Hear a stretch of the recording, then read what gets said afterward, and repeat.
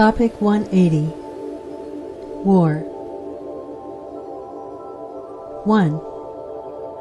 A war is starting between the selfish, moneyed interests and the mass of humanity who demand fair play and a right share of the world's wealth. 2. It must be recognized that the cause of all world unrest, of the world wars which have wrecked humanity, and the widespread misery upon our planet, can largely be attributed to a selfish group with materialistic purposes, who have for centuries exploited the masses and used the labor of mankind for their selfish ends.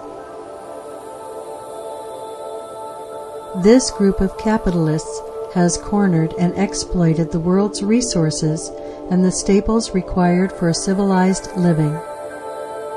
They have been able to do this because they have owned and controlled the world's wealth through their interlocking directorates and have retained it in their hands.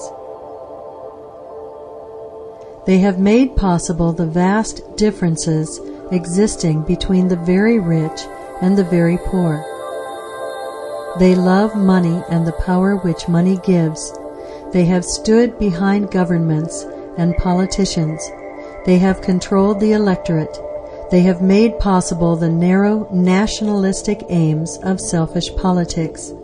They have financed the world businesses and controlled oil, coal, power, light, and transportation. They control publicly, or sub rosa, the world's banking accounts. The responsibility for the widespread misery to be found today in every country in the world lies predominantly at the door of certain major interrelated groups of businessmen, bankers, executives of international cartels, monopolies, trusts, and organizations, and directors of huge corporations who work for corporate or personal gain.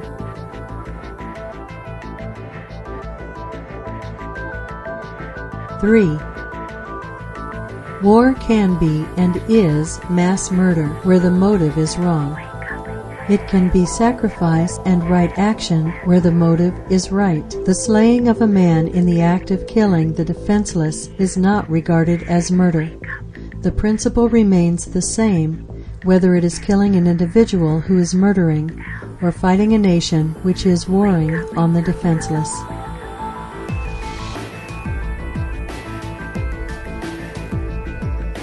4. Death, through the destructive processes of war, is under the directive and cyclic intention of the planetary Logos, working through the council chamber of Shambhala. The beings who there direct world processes know that a time has come when the relation between planetary evil and the forces of light or of good have reached a point of explosive antagonism, as it is called. This must be given free rein if the divine purpose is to work out unarrested. The explosion is therefore permitted. Nevertheless, all the time a controlling factor is present, even though unrealized by man. Because these beings, who work out the will of God, are in no way identified with form life, they have consequently a just appreciation for the relative importance of life in form. The destruction of forms is to them not death in the sense that we understand it, but simply and solely a process of liberation. It is the limited vision of those identified with form which has so consistently nurtured the fear of death. The basis of all wars is fundamentally the sense of separateness.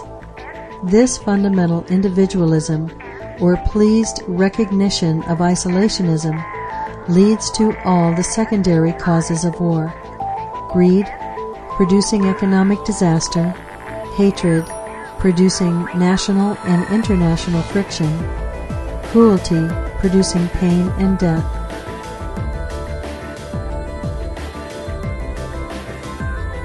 5. The war, 1914 through 1945. Millions died.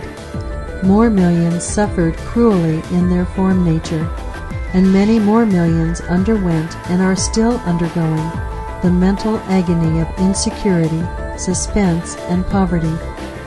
Nevertheless, two major results of a spiritual nature working under the law of perfection resulted. 1. Souls were released from a backward and decaying civilization, for such is your vaunted civilization from the angle of the hierarchy, and will return in better bodies to a civilization and a culture more in conformity with the needs of spiritual man. The main reason why there has been such a complete destruction of the old forms, physical, emotional, and mental, is that they constituted a complete imprisonment of the soul and negated all true growth for the masses of men. 2. From the rich to the poor, from the intelligent to the ignorant, one thing is now clearly grasped and will increasingly color human thinking. Happiness and success are not dependent upon the possession of things or upon material good.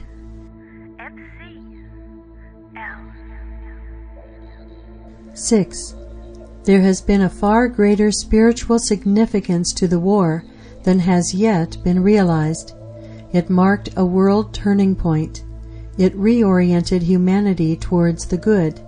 It drove back the forces of evil and made definitely clear, and this was new and needed, the true distinction between good and evil, and this not in a theological sense, as stated by the church commentators, but practically and obviously. It is evidenced by the disastrous economic situation and by the greed of the prominent men in every country. The world of men, through the obviousness of the distinction between good and evil, has awakened to the fact of materialistic exploitation, to the lack of real freedom, and to the rights as yet unclaimed of the individual. Man's ability to resist slavery has become apparent everywhere. That the strugglers towards freedom are employing wrong methods and are endeavoring often to fight evil with evil is entirely true, but this indicates only transitional techniques and a temporary phase.